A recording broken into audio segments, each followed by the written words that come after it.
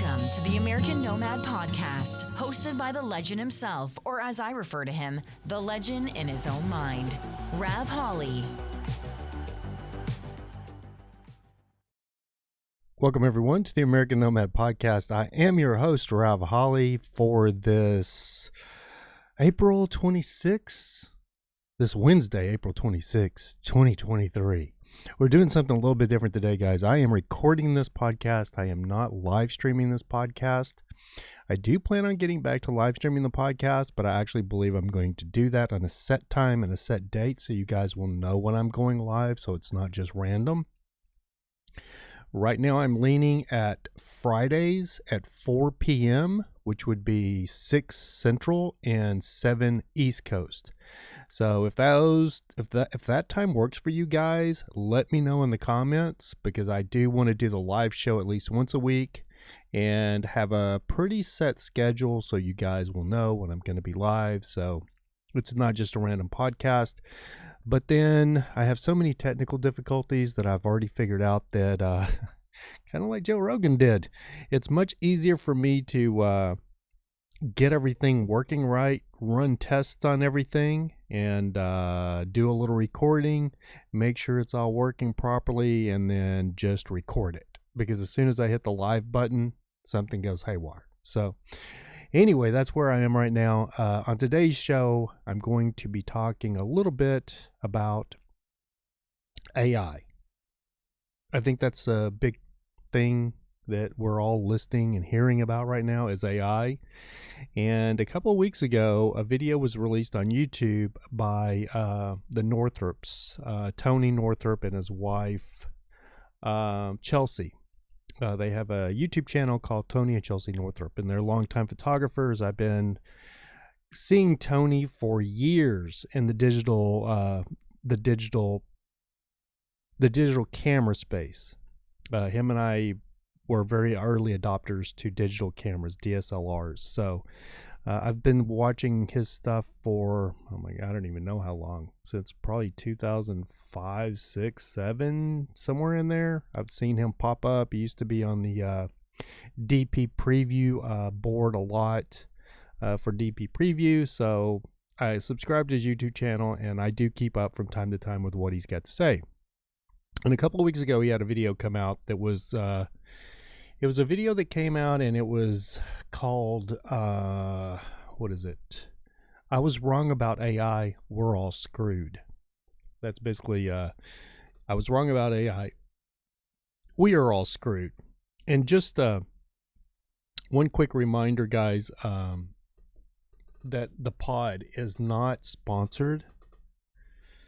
It's not sponsored by Monster Energy Drink, but it damn sure should be. Anyway, yeah, so Tony came out with a video, him and his wife, called I Was Wrong About AI, We're All Screwed. And he had done a video back around the first of the year, basically saying, you know, AI is here, it's here to stay, but it'll probably be a good 5 years before it's going to do anything to touch the photography market, because at the first of the year, we're talking January, February of this year, 2023, you could plug some photos and stuff into the AI and get it back, the results, and it was pretty scrambled. You know, the face would be all distorted, and it just wasn't there. And so a lot of photographers breathed a sigh of relief, thinking, oh yeah, we're good for a while, at least, until they can perfect this thing. Well, it's been just a few months. May, we're just heading into May, and they've pretty much got it. It's not perfect, but at that time, on a scale from 1 to 10, it was probably about a 3.5. And just in 4 more months, they are now at about an 8.5 and 9. It's very good. And like I said, Tony and I were both very early adopters of the DSLR, the digital camera, when everybody was still shooting film and laughing at digital.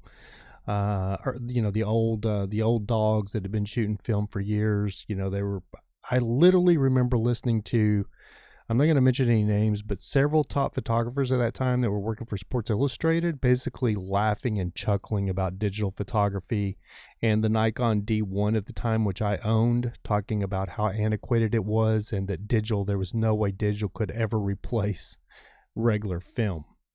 And boy, were they wrong. In just a matter of a couple of years, film was way on the back burner. So I actually have a feeling that AI is going to be the same way. The problem is now I'm the old dog.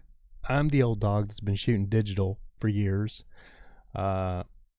It's harder for me to jump on this new technology. So I haven't been paying that much attention to AI, even though I keep hearing it, until I watched the video by Tony and Chelsea Northrup, and they showed the perfection and how this is going to work. And, we could probably actually go into their video a little bit here. This is it right here. Photos and tell me which ones that they like. And it's just fun to do, honestly. And this is the photo pretty much here. The same. Take this image and then either use it as a little bit of inspiration or stick very. Let me see if I can find the right spot, because they're talking about how, like, a few months ago it didn't look real. The AI didn't look real. Okay, here we go. So you can see in this photo. So see, 4 months ago, the photo that's on the left with the scrambled cowboy, that's what we were getting 4 months ago. 4 or 5 months ago, or around January, February. If you ask the AI to do something with a cowboy, that's kind of what you would get. And now, if you look at the right, just 5 months later, this is what we're getting. So AI is going to change everything. The point is AI is going to change everything. It's going to change everything when it comes to photography. I really believe that. I think if you're not on this bandwagon, you should be. My only question is I wonder, I have friends of mine like Frizzy Cube, who was I've been friends with that dude since MySpace, and he was one of the first that did like the conceptual digital art, and just amazing photography. But a lot of it was like his digital manipulation, but it's so cool. And that's what the AI reminds me of, is kind of like what he did with his conceptual. Let's see if I can find him, show you guys. Let's see if we can bring him up here.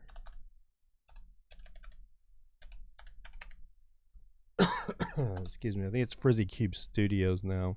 Yeah, here we go. Oh, sorry, the page isn't available. Great. Oh, it's Frizzy Cube. It's Frizzy Cube Studios now. Oh, look, MySpace. He was huge on MySpace, for those that don't know. Okay, here we go. Here's just some of his images. So yeah, you can see like some of it's very it's digital art, basically. And this is a lot what the AI reminds me of. It's compositions, you know what I mean? It's what this is his compositions. And he's got some amazing photos, like this stuff right here, you know what I mean? But the AI generates these photos. It seems to generate these photos on its own. So that's kind of scary. So I know a lot of photographers are really stoked about this to an extent, because they're using AI to edit their photos. And that's exciting. For somebody who literally gets burnt out on sitting in front of a computer, especially like if I do a wedding or something, and literally sits there for hours in front of a computer editing wedding photos. If I could have AI, you just batch dump them into a folder on Lightroom and have AI check the exposure and check everything, and how, if there's like a toddler that's not supposed to be in the shot or something, and just tell the AI, hey, remove all the toddlers from the shots, and just give some parameters. for the AI to fix the photos instead of you having to manually do it in Photoshop. That's exciting. But what isn't exciting for me is to think that where we may be going is the simple fact, or where we may be headed is where you don't need a camera at all. Where a camera is a thing of the past, where you don't actually need a camera for photography.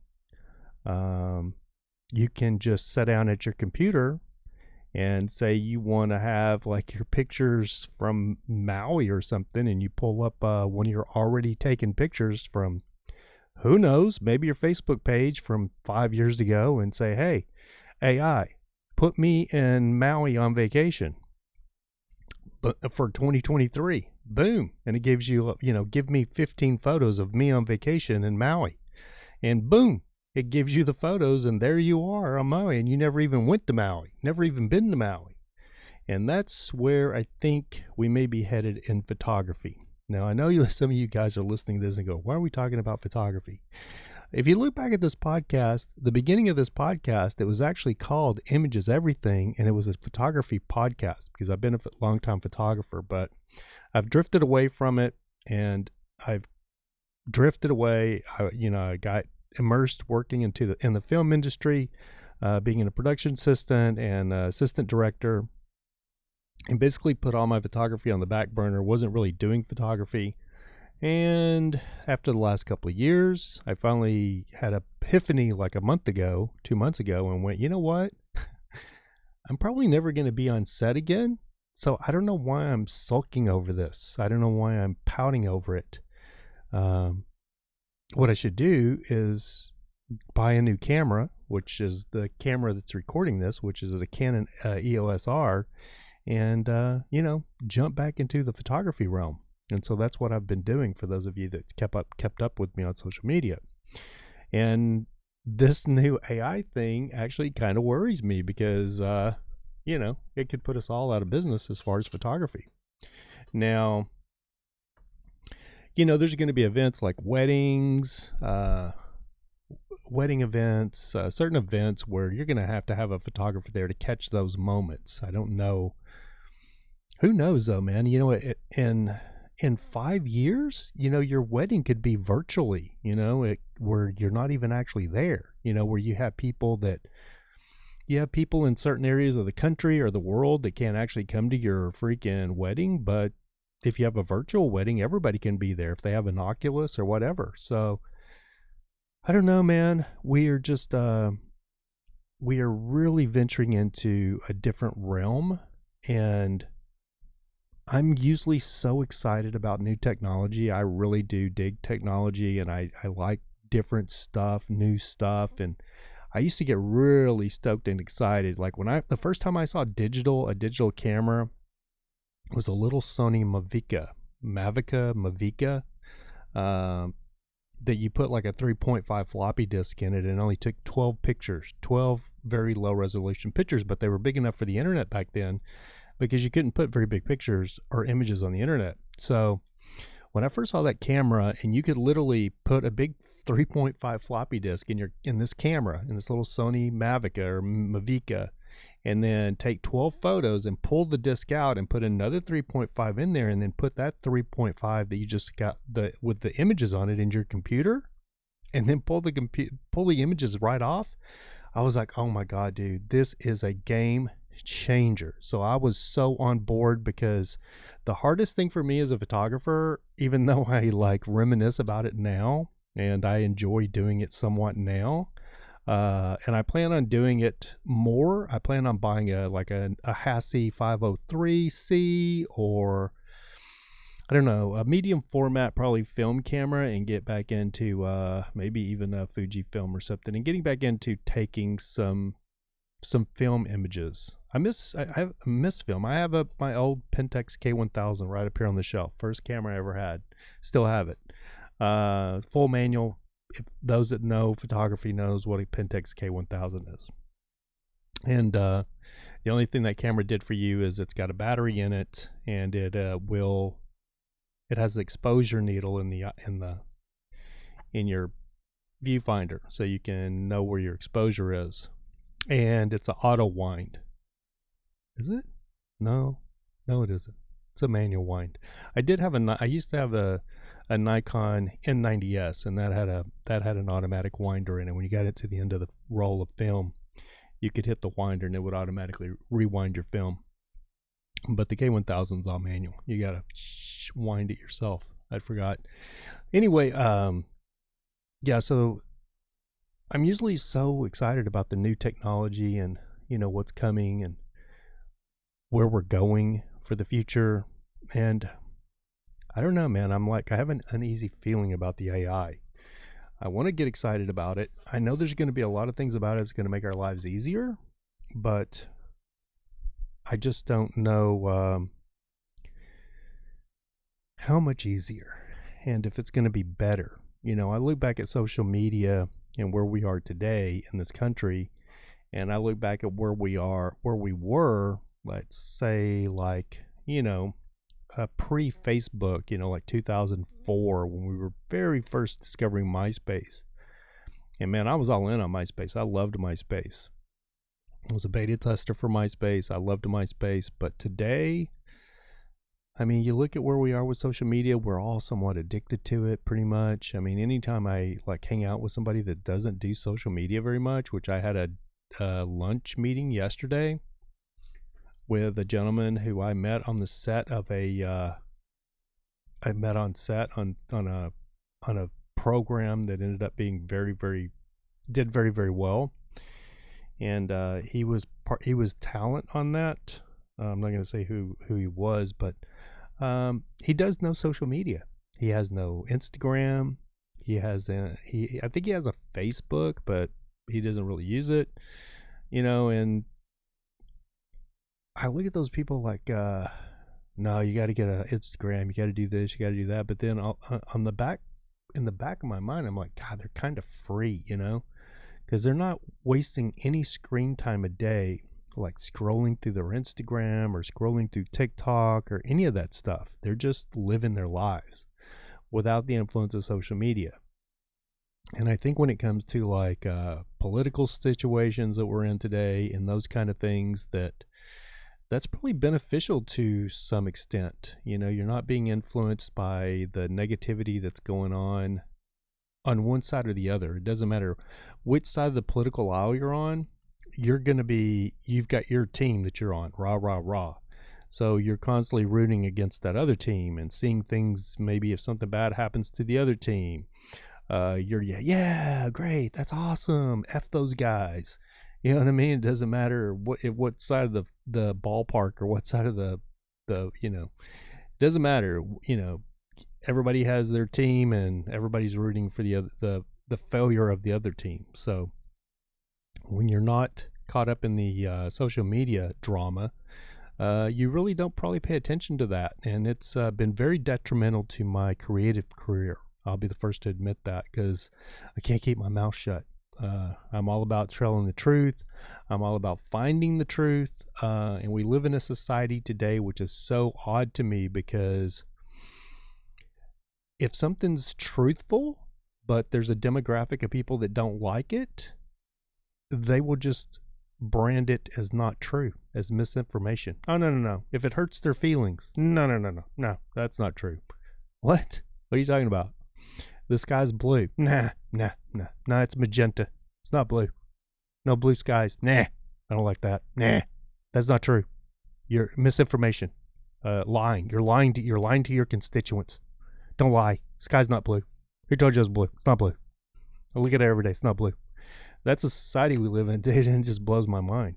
Like if you, something that's completely 100% factual is now being deemed misinformation.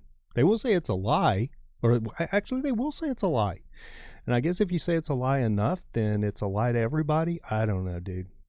But that is what social media has brought us. I mean, it's done a lot for us, like my family in Texas. I can keep up with what they're doing on, I can see their pages on, if I'm Like, I wonder what so-and-so's doing. I can go look at their Facebook page and get it. Oh, they had a bad birthday and this, and oh, happy birthday. You know what I mean? We all do that, right? And social media in that aspect is a blessing. But then on the other hand, you have this other negativity that comes with it. So I just wonder if AI is going to be this on steroids in the future.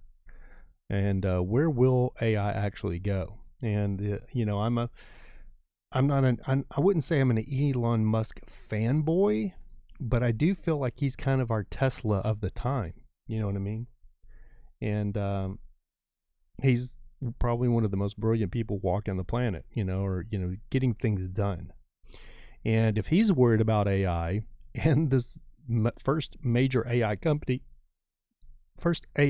he was actually involved with it. So when he shows major concern about AI, that makes me concerned, because I'm not the smartest guy on the planet. But I do try to listen to people that are a lot smarter than me in some aspects. And if I listen to them and I respect them, then I will definitely take what they're saying and weigh that for myself. And when I hear Elon Musk talking about AI and how AI could definitely be the thing that ends our civilization, and I mean, we all seen Terminator. I mean, we all like kind of joke about it like that. Oh yeah, AI is going to take over. Blah, blah, blah. Haven't you seen the movie Terminator? But in reality, it could definitely go down that road pretty easily.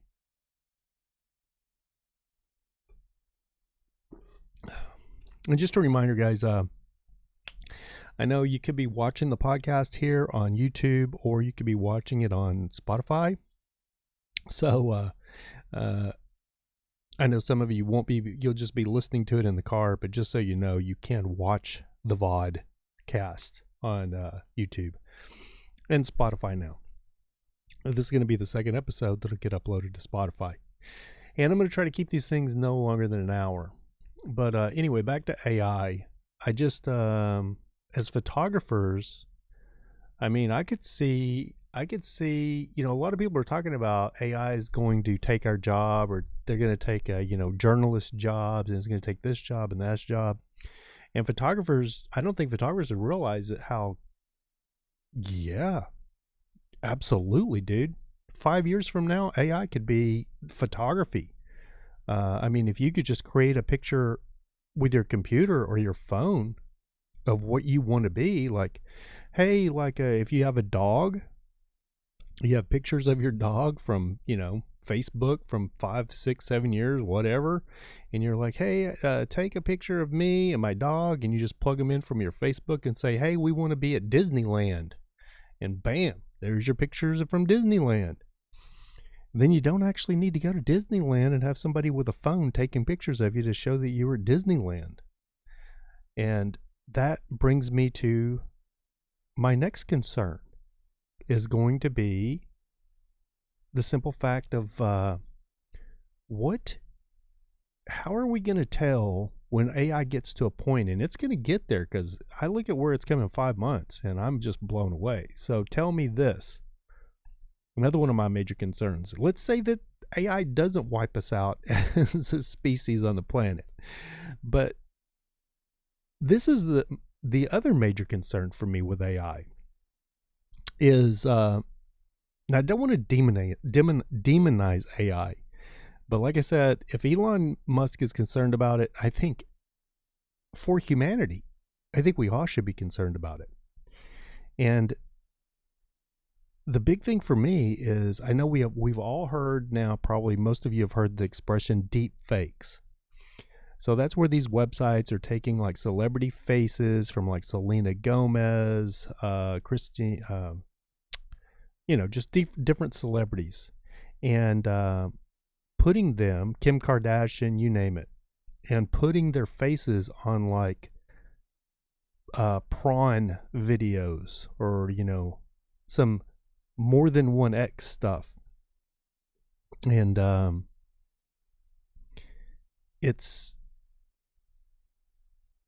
it's come so far. I mean, I've actually, when I first heard about this, I was like, man, no way.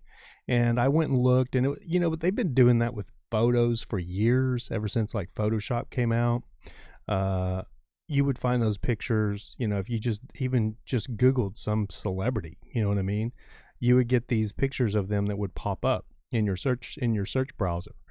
But the thing about it is it always looked fake, didn't look real. But now with this new AI generated stuff, it looks really real. And then now you're adding the voices. So before, it'd be like different, wouldn't sound the same. But now through AI generated technology, you can manipulate a voice. So my question is how are we going to be able to tell in 5 years what's real and what is not real? I mean, that is the question. How are we going to be able to tell what's real and what is not real? And that's a little bit scary, a little crazy to think that at some point here in the, not the distant future, but the near future, we may not be able to tell what's real and what's not real. We may see something may get reported as somebody did this or somebody did that, and it could be all AI generated. It may not even be real. So we're worried about misinformation. That's going to be misinformation on steroids if it's actually people and it's not real. We're seeing something we think is real, but it's not real. I'm trying to get some background music going here.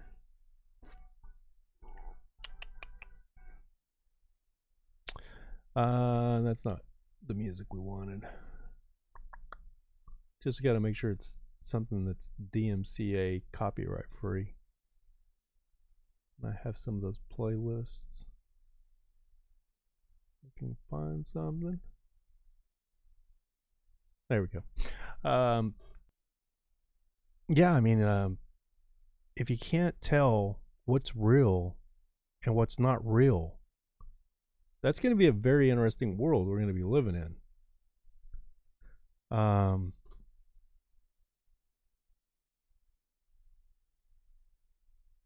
wonder if I have any music that's just like, that music is just instrumental. But can you imagine how confusing this is going to be for kids that are growing up? I mean, they're going to grow up with this stuff, so they'll be able to grasp it probably and understand it better than we all of us do. But still, for me, I just think, I don't know, man. I just see that monster. I see that monster growing into something that we can't control, and something that can manipulate us because we won't know what's real and what's not real. I mean, and part of being human, part of the beauty of the human experience on this planet is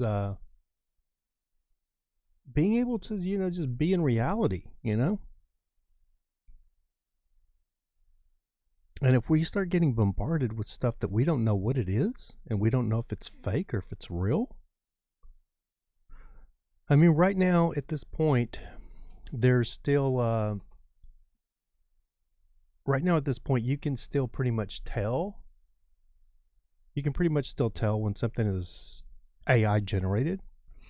But as far as how far the technology has come, like I said, in the last 5 months, what's it going to be in another 5 months? And it's on the cuff right now of where you don't know if it's real or if it's not real.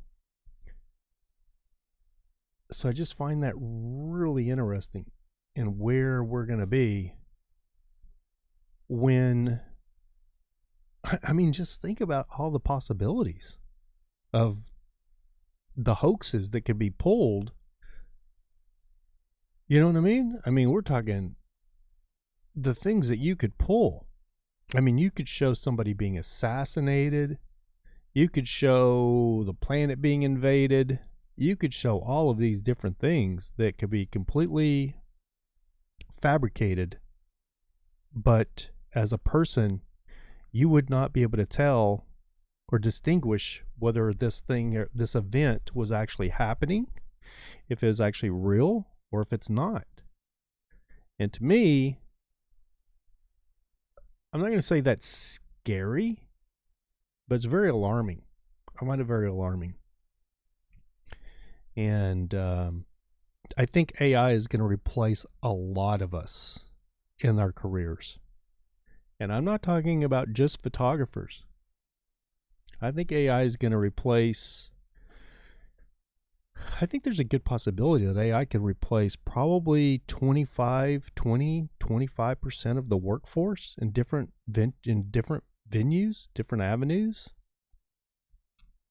I mean, even in physical, we're seeing McDonald's right now that are going completely automated. No person. Maybe there's one on-site person in the McDonald's, but the entire facility runs automated. Yeah, I just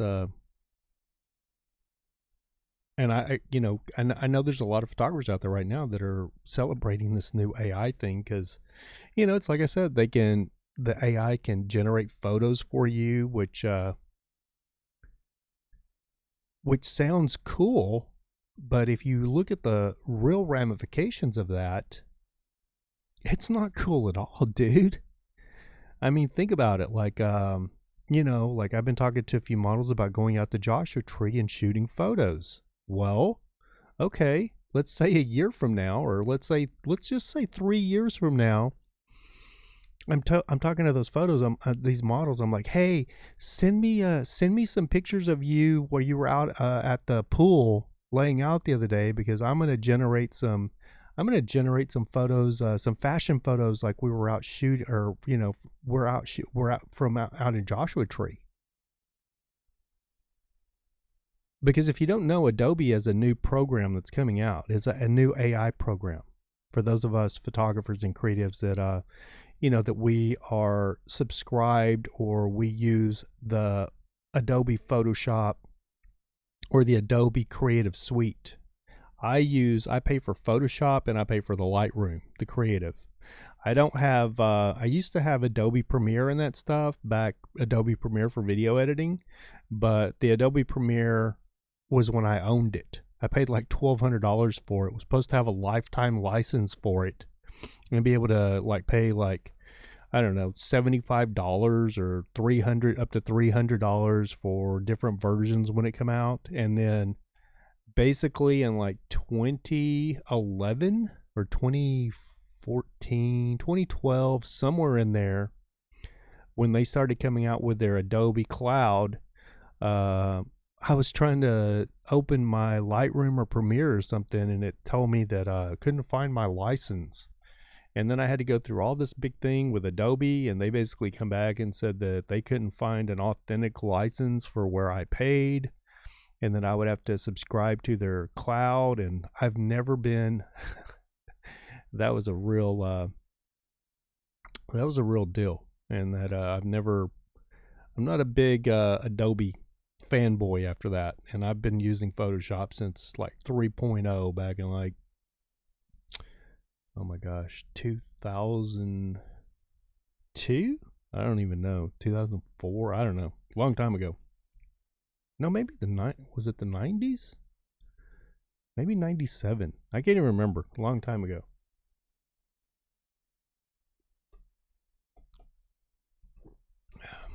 But with this new AI deal, the title of this podcast is going to be AI is going to change everything. And I honestly could be wrong, but I honestly 100% feel like AI is going to change everything. And I don't think it's going to take long to implement it. I think it's the next 5 years, max. I think it's going to, in all honesty, I think AI is going to really change everything in the next couple of years. But I think we'll really see everything implemented within the next 5 years. I think that the next couple of years, they're going to be perfecting it.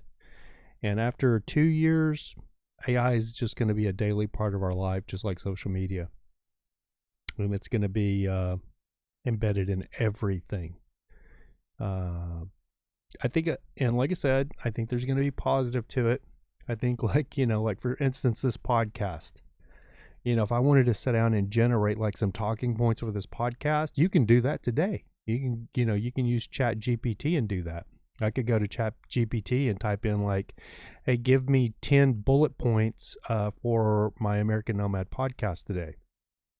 And it'll literally give you those bullet points. So, if you're a podcaster that, gets stuck and can't keep flowing with conversation, you could just look and go to your bullet points. Oh, yeah, I got to talk about that. Oh, yeah. Number 4, I haven't talked about that, to keep your flow going through your podcast.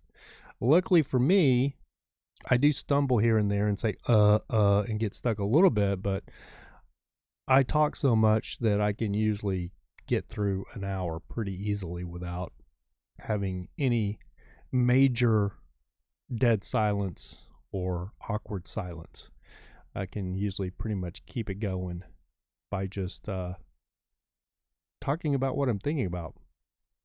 But the moral of that story is, if you don't, and I may even try it, you know what I mean? I may even try it because I'm not against AI. I mean, if I go to AI and like, I put in AI like, hey, give me some very interesting talking points about AI that I can talk about on my podcast today. What are the most interesting things that are going to be popping up in the future? And that's actually, I sit here and think about that like, hey, that would probably be pretty cool to do. You know what I mean? And I actually kind of thought about that, but I may try that in the future because that's not a bad thing. But then, aren't you cheating a little bit?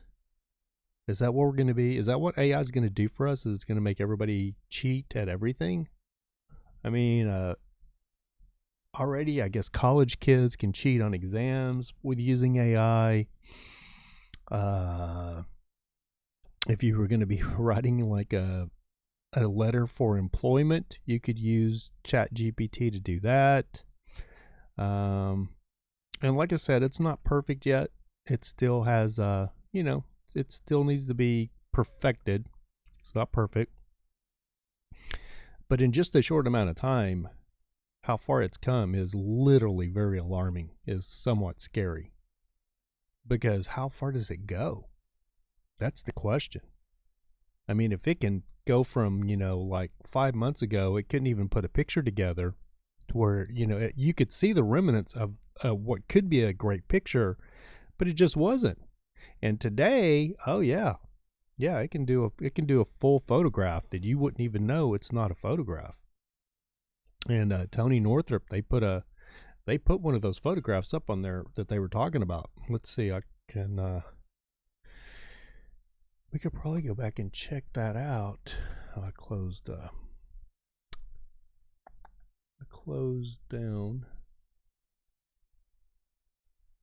Let me see if we can find her. Give me 2 seconds. I'll show you guys this picture that I'm talking about. It's like a chick in a red dress. Oh, here we go. So, prompts. These are the results. And look at that drastic. Okay. Let's go back a little bit more. I want you guys to listen to this, they're talking about. Maybe I'm going to pause the music there. So listen to what they have to say here. Always trying to make predictions on when things will come about. And I think I said, maybe in 5 years this is going to be useful. That was a big mistake. It was 3 months. 3 months that it took to make a new version of Midjourney, the only real AI imaging app that I consider to be useful at this point.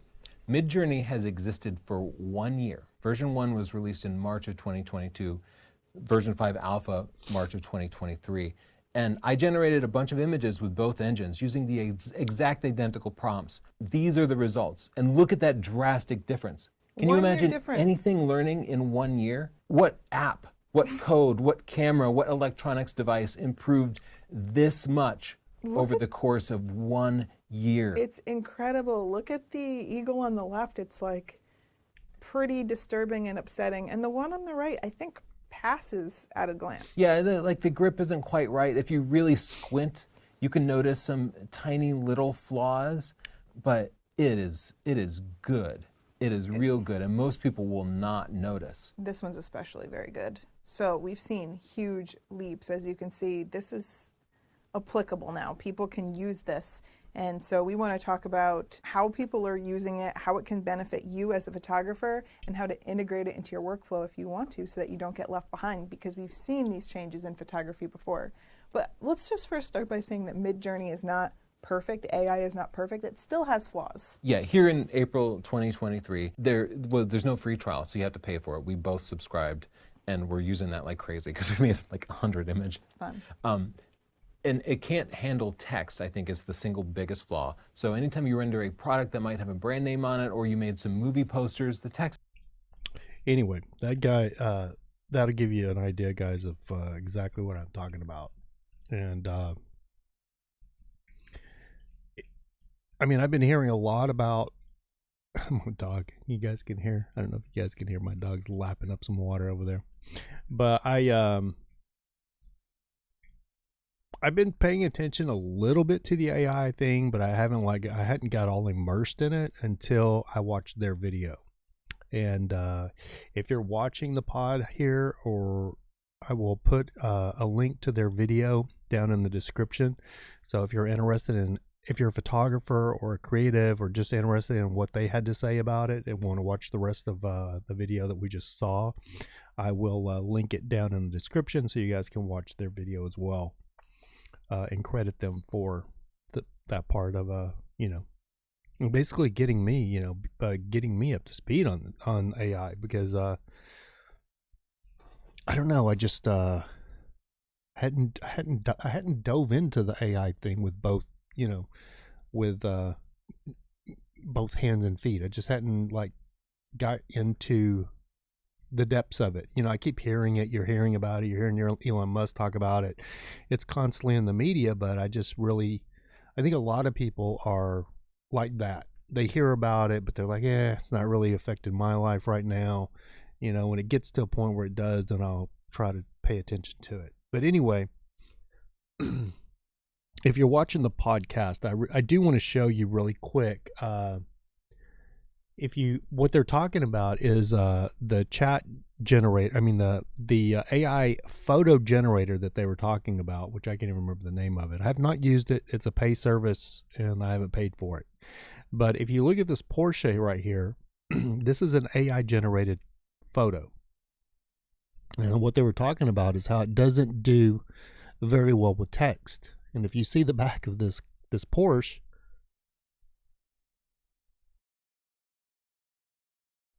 excuse me, I had to clear my throat there. If you see the back of the Porsche here, if you're watching the podcast, you can see that the Porsche is not, it's like DPECOCE or something like that. It's not right. The font is right for Porsche, but it's not right. And then if you look up at the top for Porsche, it's like P something D. It's not even, it's squiggly. If you look at the license plate, it's squiggly. It looks like some kind of hypergraphics. How do you say that? Hyperglyphics? Yeah. You know what I'm talking about. It doesn't, it looks like, it looks like some foreign language. It looks like Hebrew or something to me. But so that's the thing that AI is having a really hard time right now with, is text. But other than that, dude, it's like you can't tell this is not a 911 wide body with a wing on the back. I mean, it's an amazing freaking photo, dude. The photo's amazing. So, if I AI generated this photo myself, I would just Photoshop out the Porsche on the back and lay in the Porsche. You know what I mean? If this was my photo, and I would just take the writing off the plate and put something else there. And then bam, the photo's done. And you didn't even do it. You didn't even take the photo, dude. AI generated it and then just fixed the text. And how long does it take before AI fixes the text itself. And I guess the reason right now that it is having a hard time with the text is because these photos are created by AI generating thousands of photos together and manipulating them and putting them together. So some of the photos you see, like you'll see like a watermark, part of a watermark, because evidently what AI does is it takes thousands of photos from the internet, just like from Google Images or whatever, and basically splices them all together to create some artificially intelligent generated photo. And I'm telling you, it does a pretty damn good job of it. It does a really good job of it. And my question is you can tell there's still remnants that look AI generated. Even if you look at this picture of the Porsche, for those of you just listening to the pod, I apologize. You can't see the picture, but you can see over here where I'm showing the mouse, like this stuff over here generated is a little bit cartoonish. Even though it's got like some blur to it for like depth of field, it's still, this part, to me, that part of the picture doesn't look that real. It kind of looks cartoonish. The car itself looks real. The Porsche itself, to me, looks real. It just looks like they're using like a LUT or did some pretty heavy editing to it to kind of give it like that dreamy cinematic look. But then when you look over at the building and the stuff to the right that's in the background, it looks like a fake generated background or something. You know what I mean? Like if a photographer took like a fake backdrop that had like a cityscape on it and then put a real Porsche in front of it and then shot it with depth of, with you know, like a 2.8 or a 1.4 and gave it pretty good depth of field, that's kind of what the photo looks like to me. But my question is when or how long before the AI generated back doesn't look cartoonish anymore? It looks real. So right now we're at a point where you can definitely tell I don't know that everybody could tell, but I can pretty much tell when something's AI generated. But then the other thing you have to realize is, even though it's AI generated, there's a lot of people that are fans of this artwork.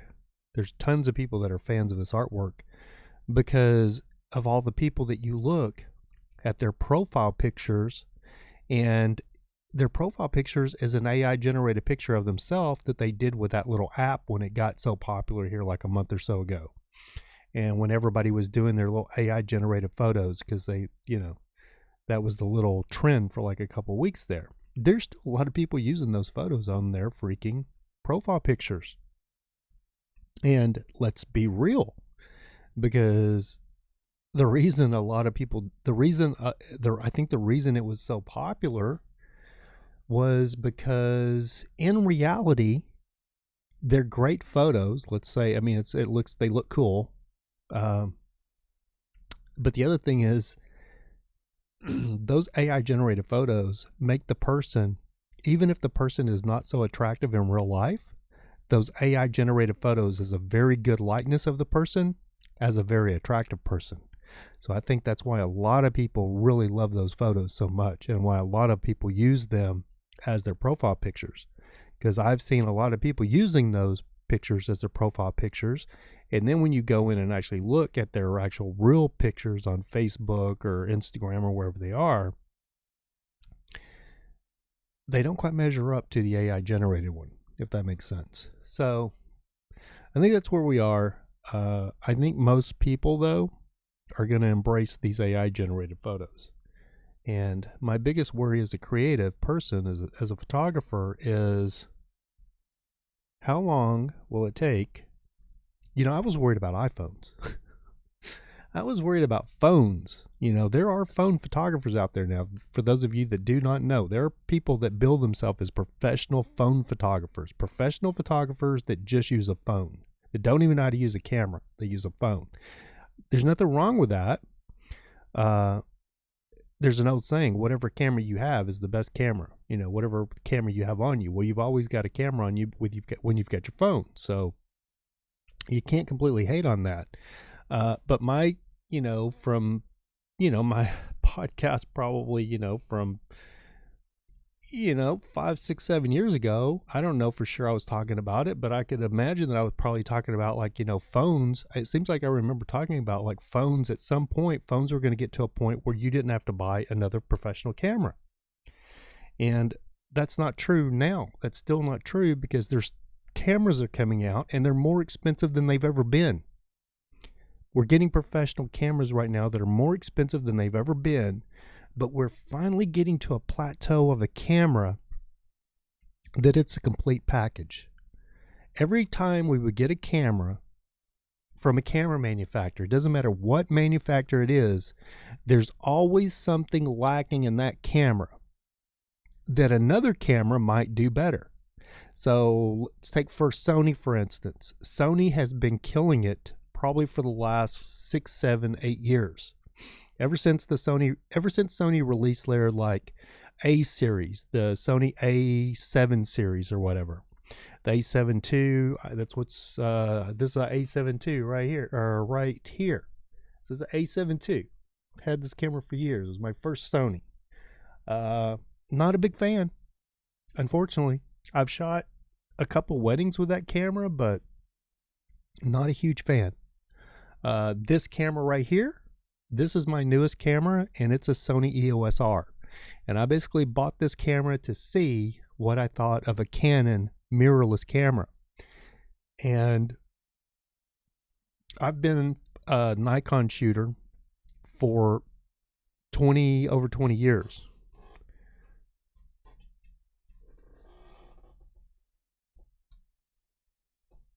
As a matter of fact, I just got old Nikons sitting around. This is an old D90. This is the very first camera.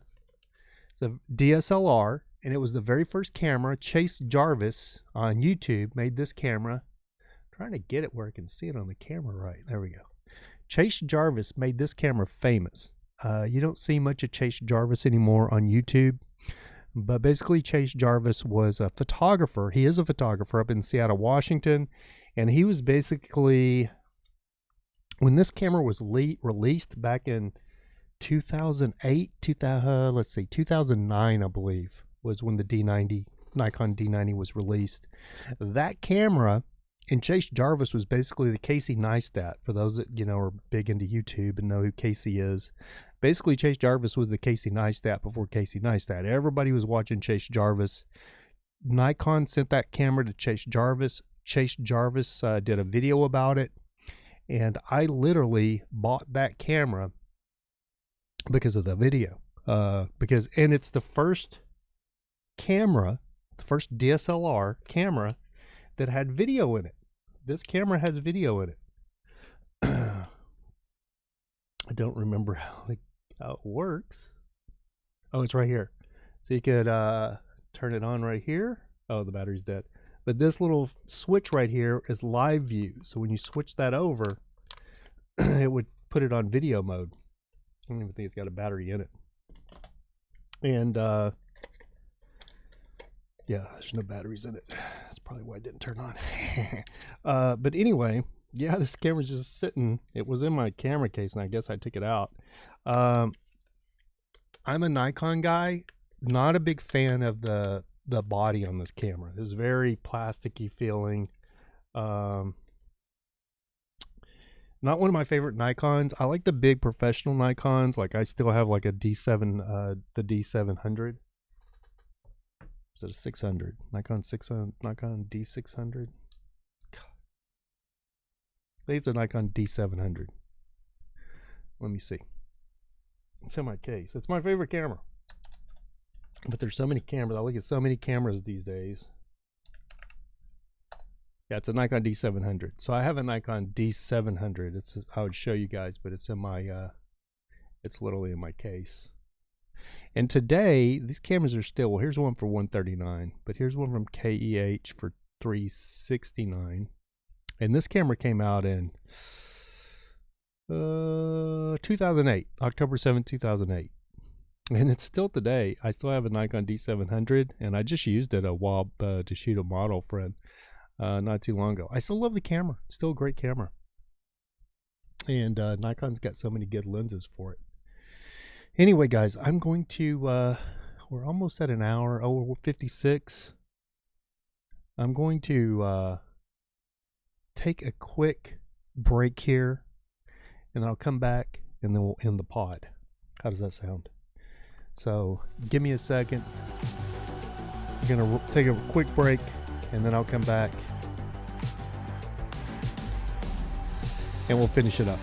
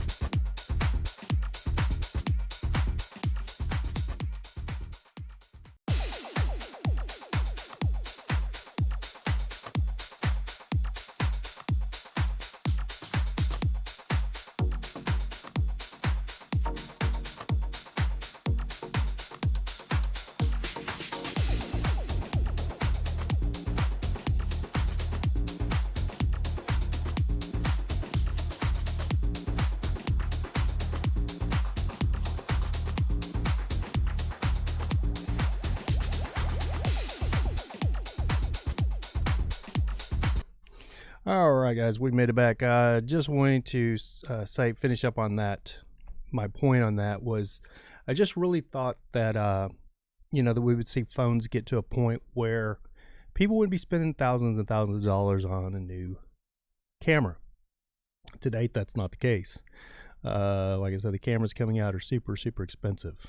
The Canons, if you want like an R5, you're looking at $3-4 grand. If you want like a Nikon, the new Nikon Z series, you're looking at $3 or $4 or $5 grand. I mean, they go up $5-6 grand now, which they always have. It's always kind of been that way, but there's always been mid-range cameras. I will say with the new Lumix, the new Panasonic Lumix S5 Mark II, that camera's very promising looking. The thing Lumix was lacking in at all with all their previous cameras was autofocus. I've heard several people say, and in reviews say, like, if Lumix would just fix their autofocus, would have the perfect video camera. And the Mark II, their autofocus is not perfect, but it's getting super close. So a lot of praise about that camera. I'm actually interested in possibly picking one up, and it's only $2,000.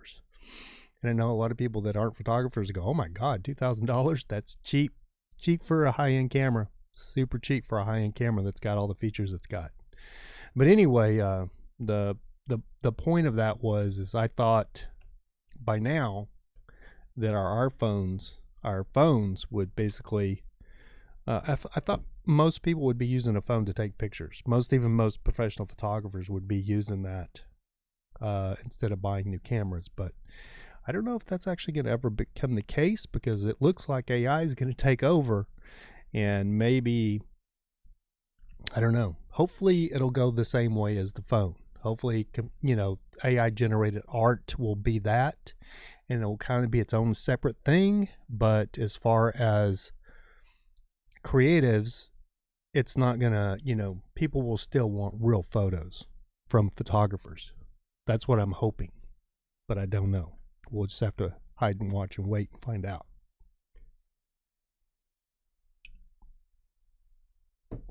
All right, we're a little bit over an hour, and I wanted to keep this thing to an hour, so we're an hour and 1 minute. And last but not least, this podcast does not have a sponsor. I don't have a sponsorship for the podcast. I'm working on it, but I don't have one. But I don't really do anything. I mean, if it's sponsored, it's sponsored by me.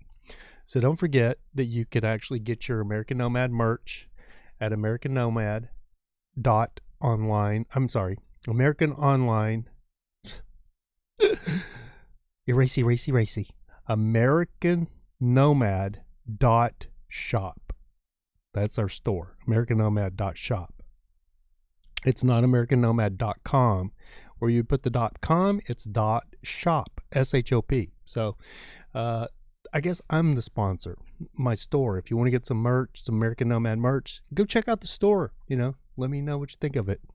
I need a Shopify guru that could really help me blow it up and put a lot more merchandise in it. But what you see is what I did myself. So anyway,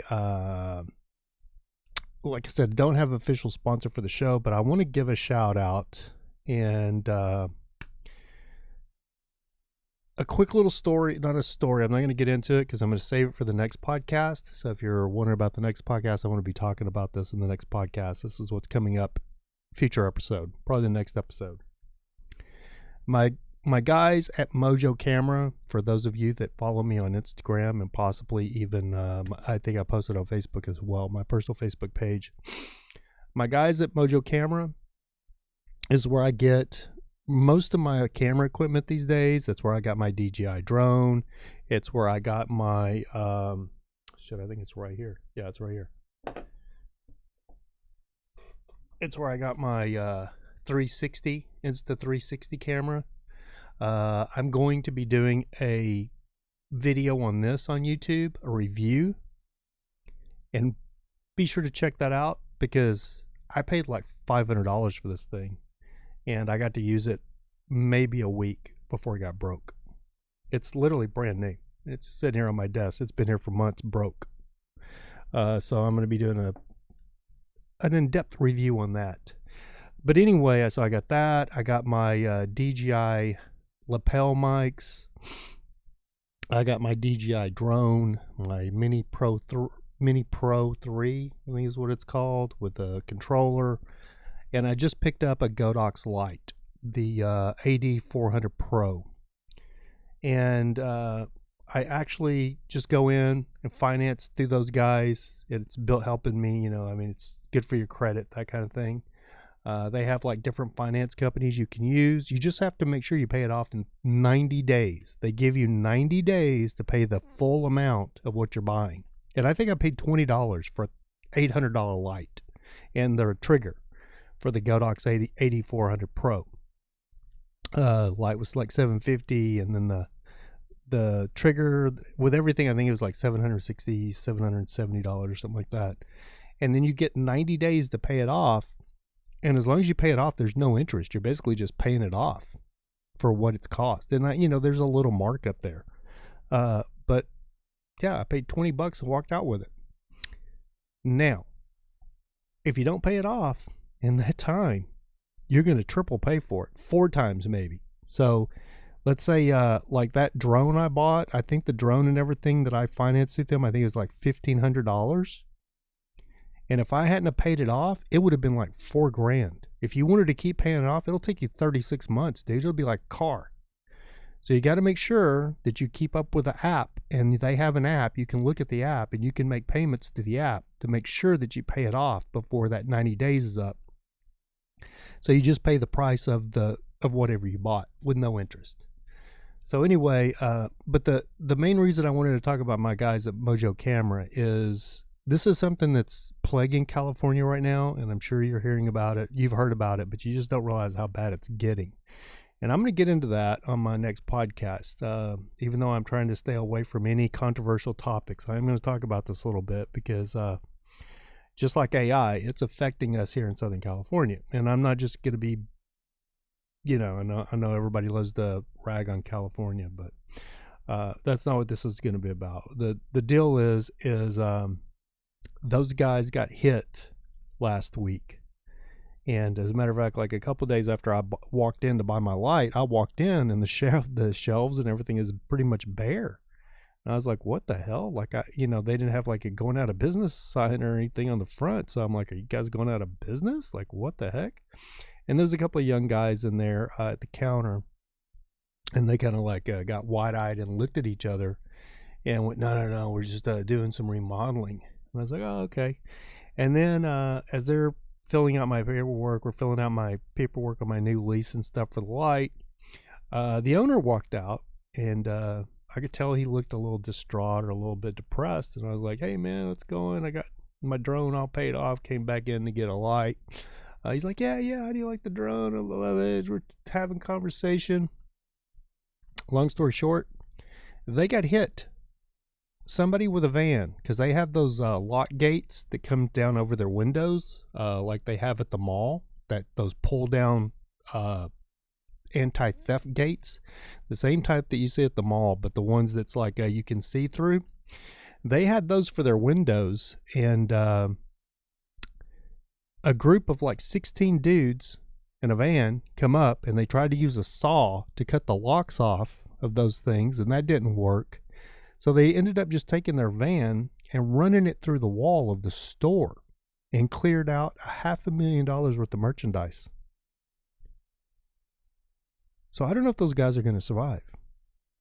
And then anybody that's not in California, and even people that are in California that have been hearing about this stuff but don't understand the magnitude of it, here's the magnitude. Everybody just goes, oh, well, they got insurance. Oh, you hear these little freaks on Facebook and Instagram watching these smash and grab robberies, and they're like, oh, well, they got insurance. That's what their insurance is for. Okay, here we go. Let's listen to this. There's so many smash and grab robberies that has happened in LA right now, in LA and Orange County, that their insurance has basically told them there's a year-long backlog, if not 5-year backlog. They don't know when insurance will pay or if insurance is ever going to be able to pay. Because there's so many of these smash and grab robberies that are happening all over the city of LA and Orange County and Southern California, even in Northern California, all over the state, that they don't know. And that's the kind of thing that puts a little shop like Mojo out of business. As a photographer, I love the fact that store is literally 15 minutes from me. I can drive over there. Any piece of equipment that I see pretty much that I really want, I can go over there and walk in and walk out with it. I don't have to save up for 5 months and get, a huge down payment.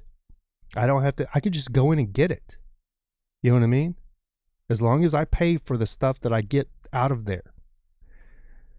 So I just want to say, if you're in Orange County, even in LA, if you need something and you want to buy it on credit and you can pay it off in 90 days, be sure to go in and see my guys at Mojo Camera, because they could really use your business right now. And I really want to see them survive this. I don't want them to go out of business because of this that happened to them, because that's going to be a huge inconvenience for me. You know what I mean? Not like you can't order stuff off of eBay or off Amazon or whatever and have it like the next day or whatever. But I like to be able to go into a camera shop, have a personal relationship with someone. And sometimes there's stuff that I think I want, And I will drive over there and look at it. Like, for instance, a tripod, a carbon fiber tripod that's like $700. I went over there and looked at it, and I was like, you know what? I don't know. I think I'll try to find something a little cheaper because this one's not it. But I wanted it. I wanted it. And if I would have ordered it off of Amazon, which I don't order anything from Amazon, you guys know, but if I would have ordered it off eBay or even from the manufacturer and I got it in, I wouldn't have liked it. And I would have probably kept it. I probably never would have returned it because I'm terrible at doing stuff like that. I'm too much of a procrastinator. I hate sending crap back. I had to take a charger back to Walmart like a month ago, and I literally waited till the very last day that I could take it back after I only tried to use it for like a week and it didn't work. And instead of just taking it back then, I just procrastinated on it. So I don't like having to take stuff back. So I love to be able to see something, physically hold it and go, yeah, this is what I want. This is the one I want. And Mojo Camera gives me that convenience. So I really want those guys to survive. So if you are in Orange County, if you need drone, they even have iPhone 14s. I mean, they have everything in there. Now, they're low on inventory right now for a reason. But if you do need something, I will probably be I'm probably going to get the Lumix. I'm probably going to get the Lumix S5 Mark II. That's probably going to be my camera that I'm going to go to for video. And I'm actually thinking about going to a Lumix S5 Mark II as a video camera and then buy a Nikon D850 for photography and getting rid of this Canon EOS R. Not positive on that right now, but I'm kind of getting there because Nikon can't make a video camera. They can't make a hybrid, even though I just showed you. They're the first ones to make a hybrid video camera, but Canon surpassed them and left them in the dirt, in the dust. And Sony did, and then Sony came along and took off. And the thing I don't like about Sony is, you hear a lot of people bitching about the colors. I'm not a big fan of the Sony colors right out of camera. Now you can edit the colors, which is what I do, but I just like the Canon camera colors better. And then for photography, I like the Nikon color. I like the exposure. I like everything with the Nikon. But Nikon can't shoot video. If you want to be a hybrid, which you have to be pretty much now to survive, you got to be able to shoot some video. And Nikon doesn't make a camera that I know of that is a decent video camera, like a Canon EOS R. I mean, this is a 4 or 5 year old camera, but it's still a great camera if you want to shoot photos and video. I'm just way more comfortable with Nikon as a photo camera though. So, but anyway, we're 1:15 now, 1:13:52. So we're going to wrap this thing up. And I want to thank you guys for tuning in to the pod here. I actually, you guys comment, if you're on YouTube, if you're watching on YouTube, be sure to comment down below and let me know how many times a week do you guys want a podcast out of me? I figure you probably want more than one a month, which is basically where I've been or where I am right now, or one every 3 or 4 weeks. I want to get back to, if I was making money doing this, I could do one every day, but I just don't think people want to listen to me just talk every day. If I could get a guest, once a week, I would do more. But I'm thinking maybe 2 or 3 times a week, unless I can get guests. But I've not had a lot of luck booking guests.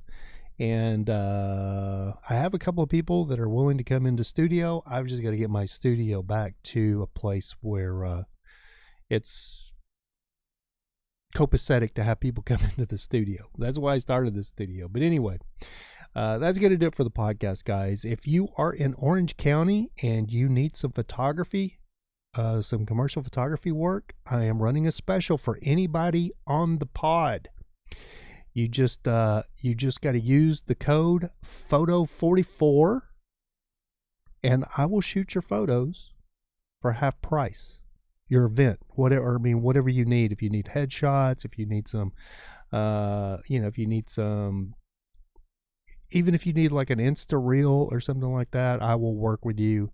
And my rate is half what it usually is, which I know a lot of people are going to go, oh my God, I can't believe your rate's that much. But I usually charge flat rate, or I usually charge about $100 an hour. So if you're needing some photography and you're in Southern California, if you're anywhere, I mean, I can come to you. It doesn't matter where you're at. I can travel. Just use Photo 44 and I will shoot your stuff. We'll have to talk about it, of course. We'll have to discuss it, but I will give you a half off rate of $50 an hour. So with a 2-hour minimum. With a 2-hour minimum, or if it's an hour for $50, there's going to be, and you're anywhere, if you're not within 10 miles of me, I'm going to charge you like a $20 travel fee or whatever. So $70. But anyway, that's going to do it, guys, for the pod. Thank you so much for tuning in. And until next time. Thank you for listening to the American Nomad Podcast. Until next time, keep looking up because that's where it all is. Peace, guys. Peace. Peace. Peace. I have all these cameras working. I don't even use them. We'll see you next one. Bye-bye.